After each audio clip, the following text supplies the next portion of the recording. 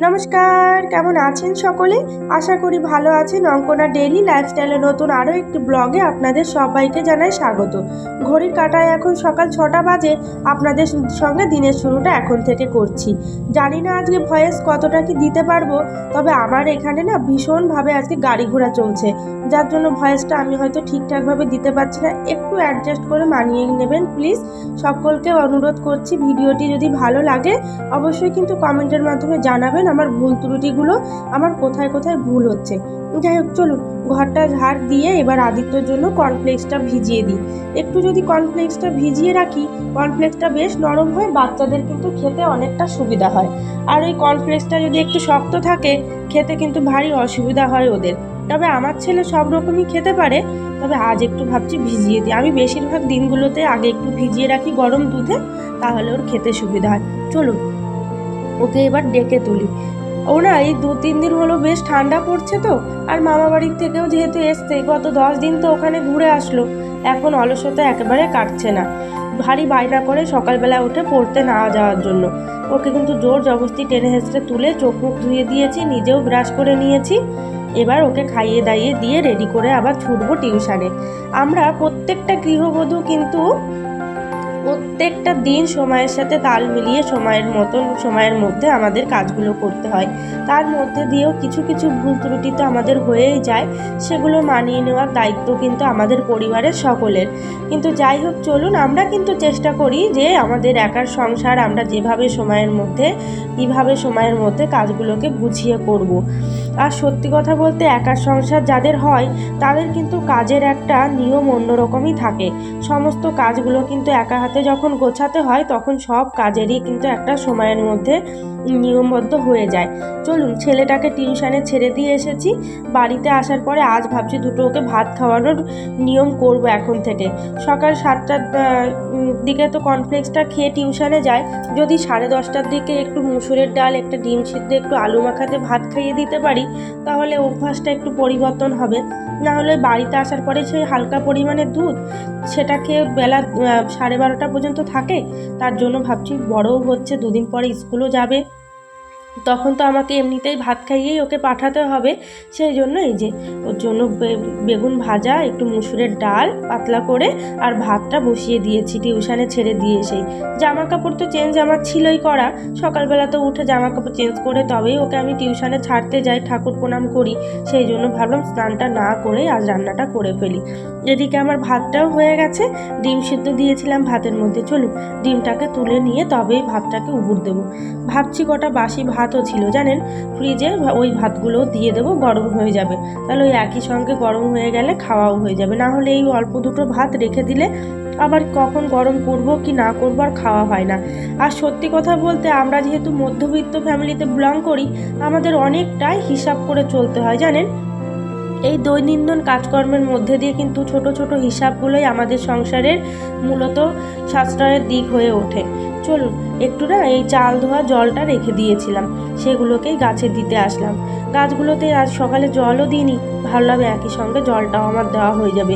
এই চাল ধোয়া জল, মাছ ধোয়া জল, সবজি কাটার যে জলটা, এগুলো কিন্তু গাছের জন্য ভারী উপকারী জিনিস জানেন। আপনারা দিয়ে দেখবেন, ভারী উপকার হবে।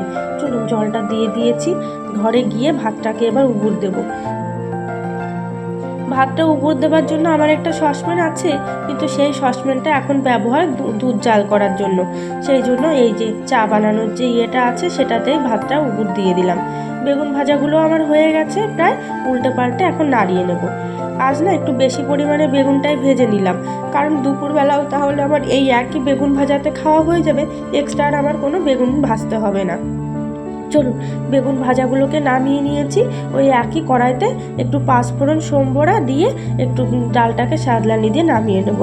অল্প করেই ডাল করলাম, কারণ আশু আর আমি তো খুব একটা ডাল খাবো না, কারণ আমাদের দুপুরবেলা সেই খাওয়া দাওয়া হবে ওখানে, তখন তো আমি আলাদা রান্না করবই। সেই জন্য অল্প করেই ডালটা রান্না করলাম। পেছনের দিকটা এসছিলাম ওই সবজি কাটার যে সবজির খোসাগুলো সেগুলো ফেলতে, এসে দেখি গাছে কতগুলো কুদ্রি হয়েছে জানেন।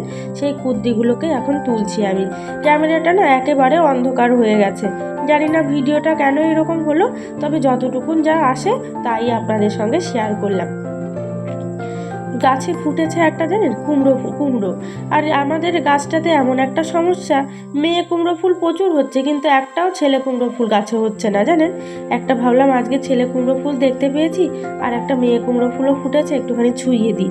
গাছটাতে এত পরিমাণে কুমড়ো ধরছে, কিন্তু একটাও হচ্ছে না। তার একটাই কারণ, ফুল ছোঁয়ানো হচ্ছে না যে। আর এখানে তো কোনো ভ্রমরও নেই, কোনো মৌমাছিও নেই, সেই জন্য দেখছি যে একেবারে সেগুলোও হচ্ছে না। চলুন, আমি একটু পায়েস করেছিলাম আগের দিন, সেই পায়েস দিয়ে একটু মুড়ি দিয়ে খেয়ে নিই। আমার কিন্তু এইসব খেতে ভীষণ ভালো লাগে। আমি যেহেতু গ্রামের মেয়ে, আমার কিন্তু এই জিনিসগুলো ভারী ভালো লাগে খেতে। কার কার ভালো লাগে অবশ্যই আমাকে কিন্তু জানাবেন কমেন্টে। জানো, চলুন, খেয়ে নিয়েছি, এখন আদিত্যকে আনতে বেরোবো। কি সুন্দর লাগছে দেখেছেন, মৃদু মৃদু রোদ, তার মধ্যে হালকা বাতাস বইছে, আর তার মধ্যে হালকা হালকা ঠান্ডাও পড়েছে। এরই মধ্যে হেঁটে যাচ্ছি রোদের মধ্যে দিয়ে, বেশ ভালো লাগছে।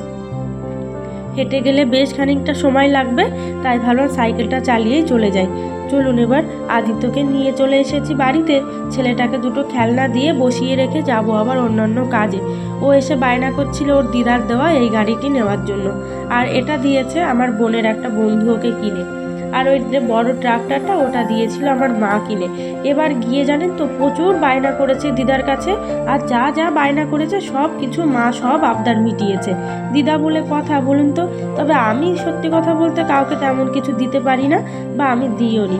আর সত্যি কথা বলতে আমার থেকে ওদের প্রয়োজনটা অনেকটাই কম, বরং আমার প্রয়োজন ওদের ওদের তুলনায় বেশি। সেই জন্য ওরা আমার থেকে কোনো কিছু তেমনভাবে আবদার করে না। আর যাই হোক, চলুন, বেশি কথা বলবো না, সংসারের কাজকর্ম লেগে পড়ি। আবার ঝটপট করে যে বেসিনটাকেও পরিষ্কার করে নেব। গত দুদিন ধরেই ভাবছি বেসিনটা পরিষ্কার করব, জানেন। বেসিনটা পরিষ্কার করে ঘরটাকে আরও একবার সুন্দর করে ঝাড় দিয়ে নিলাম। কেন বলুন তো, কারণ আমার ঘরে তো হাওয়া ঢুকলে একবার ঝরঝর করে দেওয়াল থেকে সেই বালিগুলো ঝরে পড়ে। সেই জন্য ঘরটাকে যে দিনে 3-4 বার করেও ঝাড় দিই, কেমন যেন নোংরা একেবারে ছড়ে না। সকালবেলা পাখিগুলোকে এখানে দিয়েছিলাম মুড়ি খেতে, জানেন। পাখিগুলো উড়ে আসলো, কিন্তু ছেলেটি যখনই ঘর থেকে বেরালো তখন আবার হুড়োতাড়া করে পাখিগুলো উড়ে চলে গেল। সেই জন্য আর মুড়িগুলো খাইনি, ভাবলাম মুড়িগুলো পায়ে লাগবে, তার থেকে বরং ঝাড় দিয়ে ফেলে দিই। চলুন, শোকেসটাও মুছে ফেলি একটু হালকা হাতে, কারণ বাড়িতে আসার পরে শোকেসটাকে তো মোছা হয়নি, তাই একটু শোকেসটাকেও এখন একটু মুছে নেব। আর কাজগুলো একদিন বাদে একদিন না মুছলেও না, কাচের উপর দিয়ে ধুলোর একটা আস্তরণ পড়ে গেলে সেটা দেখতেও ভারী খারাপ লাগে। আজকে এই কাজটাকে ভাবছি ঢেকে দেবো, গত 2-3 দিন আগলা হয়ে রয়েছে। আর আমি দরজার সামনে সত্যি কথা বলতে কাজটা কখনোই খোলা রাখি না, সব সময় কোনো না কোনো পর্দা দিয়ে আটকে রেখে দেওয়ার চেষ্টা করি। কারণ আমাকে এটা একটা কাকাবাবু বলেছিল যে ঘরে ঢোকার মুখে যদি কোনো কাজ থেকে থাকে, সেই কাজগুলো কিন্তু অবশ্যই ঢেকে রাখবে। আর আমি সত্যি কথা বলতে বাস্তুশাস্ত্র বলুন, জ্যোতিষশাস্ত্র বলুন, এই সমস্ত ভীষণভাবে মেনে চলি। সাথে বিজ্ঞান তো আছেই। তবে বিজ্ঞান যারা মানে তারা কি জ্যোতিষ মানে না? এটা কি কোনো কথা বলুন তো? দৌড়াদৌড়ি করে ওর লেগে গেছে কষ্ট। আমাকে বলছে, মা আমাকে সোয়েটারটা খুলে দাও। ওটা সোয়েটার বা একটা পাতলা জামা ছিল, জানেন। যাই হোক, চলুন, ওকে খুলে দিয়েছি। ও এখন খেলাধুলা করতে থাক, আমি আমার সংসারের আবার কাজকর্ম করি। মাঝে মাঝে জানেন এত অলসতা লাগে শরীরের মধ্যে, এই যে এই সময়টা আমার চোখ মুখ দেখে আপনারা বুঝতে পারবেন কিনা জানি না, এত ঘুম পাচ্ছে, কোনো কাজেই কেমন যেন মন দিতে পারছি না। কিন্তু ওই যে সময়ের মধ্যে সমস্ত কাজগুলো আমাকে গুছিয়ে করতে হবে, যেহেতু একার সংসার। অলসতা করলে তো আর কেউ আমাকে করে দিতে আসবে না এখানে, নিজের কাজটা আমাকে নিজেকেই করতে হবে। চলুন, ছেলেটাকে দুটো ভাত খাইয়ে দিই। বেজে গেছে কিন্তু এখন 10টা 20 মতন, ঘড়ির কাঁটায় এখন 10টা 20। ছেলেটাকে খাইয়ে দিয়ে সোজা চলে এসেছি স্নান করে জামা কাপড়গুলো মেলতে, কারণ এখন তো শীত পড়ে যাচ্ছে। সকাল সকাল যদি স্নান না করি তাহলে জামা কাপড়গুলোও তো শুকাবে না। সেই জন্য জামা কাপড়গুলোকেও একেবারে মেলে দিয়ে এসে তাড়াতাড়ি করে এই যে ঠাকুরের বাসন কোসন নিয়ে বসে পড়েছি মাজতে। এই জিনিসটার নাম জানেন কি? পীতাম্বরীর একটা লিকুইড। তো সেটাই এবার বাড়িতে গিয়েছিলাম পেতল মাজার জন্য সঙ্গে করে কিনে নিয়ে এসেছি। খুব বেশি দামও নেয়নি, জানেন, মাত্র 40 টাকা দাম নিয়েছে, কিন্তু ভারী উপকারী একটা জিনিস। এই ঘরটি কিনে এনে দিয়েছিল আপনাদের দাদাভাই দীর্ঘ 2 বছর আগে। তো সেই ঘরটিকে তো আর এগুলো দিয়ে মাজা হয়নি, তাই ভাবলাম আজ একটু মেজে নিই। তবে ভারী উপকার হয়েছে, জানেন, কি সুন্দর রং পরিবর্তন হয়ে গেছিল। আর এই যে ধুনুচিটা, ধূপদানিটাও এবার গিয়েই বাড়িতে কিনে এনেছি। থালাটি, ধূপদানিটি, এইভাবে একটু একটু করে সাশ্রয় করে করে কিন্তু আমার প্রত্যেকটা সংসারের জিনিস কেনা, জানেন। এই ঠাকুরের সিংহাসন বলুন, আমার ঠাকুর ঘরের বিশেষ করে জিনিসপত্রগুলো আমাকে আপনাদের দাদাভাই যে কসমেটিক জিনিস কেনার জন্য যে টাকা পয়সাগুলো দেয়, সেগুলো আমার তো সব কসমেটিক জিনিসেই লাগে না, তার থেকেই টাকা বাঁচিয়ে কিন্তু জিনিসপত্রগুলো আমার কেনা। যাই হোক, চলুন এবার রান্নাঘরে চলে এসেছি। দুপুরবেলার রান্নাটা এখন করব। ভাত তো আমার করাই ছিল, ডালও করা ছিল, বেগুন ভাজাটাও করা ছিল, এখন শুধু করব একটু সয়াবিন। একটু ঝাল ঝাল করে সয়াবিন কষা করব, কারণ আপনাদের দাদাভাই তো ঝাল খেতে ভারী ভালোবাসে। ওকে একটু ঝাল ঝাল খাবার করে দিলে ওর একটু মুখে ভালো লাগবে খেতে। বেচারা সেই সকালবেলা বেরিয়েছে, এখন বেজে গেছে দুপুর 2টো, জানেন, 2টো নয়, সরি ভুল বলছি, বেজে গেছে এখন প্রায় 12:30 মতন। 12:30টার দিকে আদিত্যকে আমি স্নান করিয়ে একটুখানি বসেছিলাম ওর নখগুলো কেটে। এই যে তার মধ্যে আবার ছেলেটা সকালবেলা ডিম খেয়েছিল খাটের উপরে, তার কিছু কুসুম পড়েছে, সো সেই জন্য সেটাকে আমি ওই বেড কভারটাকে চেঞ্জ করে দিচ্ছি। চলুন বেড কভারটা চেঞ্জ করে এই যে ওকে এখন খাইয়ে দেবো। একটু হালকা করে সয়াবিন নিয়েছি, কারণ ওটাতে তো একটু ঝাল হয়েছে, সেই জন্য বেশি নিইনি। ডাল বেগুন ভাজা দিয়েই ওকে খাইয়ে দেবো। সকালবেলা ভাত নিলাম, জানেন, অতগুলো ভাত নিয়েছি, ছেলেটা তেমন একটা খেলো না। চলুন, এই যে আমাদের পরিবারে নতুন আরও একজন সদস্য অ্যাড হয়েছেন, ইনি কি সুন্দর লেজটা নাড়াচ্ছে দেখেছেন। এই কুকুরগুলো হচ্ছে পোষা কুকুর, কারণ বাড়ির কুকুর হয়তো ছুটে এখানে চলে এসেছে। বেশি কথা বলবো না, যাই হোক ভিডিওটা আজকে তবে আমি বন্ধুরা এখানেই শেষ করছি। আপনাদের ভালো লাগলে অবশ্যই একটা লাইক করে দেবেন, আর চ্যানেলটিকে সাবস্ক্রাইব করে আমার কিন্তু পাশে থাকবেন সকলে। আপনাদের সাপোর্টের কিন্তু আমার একান্তভাবে প্রয়োজন। যাই হোক, তবে আজকের ভিডিওটি আমি এখানেই শেষ করছি। আপনারা সকলে ভালো থাকবেন, সুস্থ থাকবেন, দেখা হবে নতুন আরও একটি ব্লগে।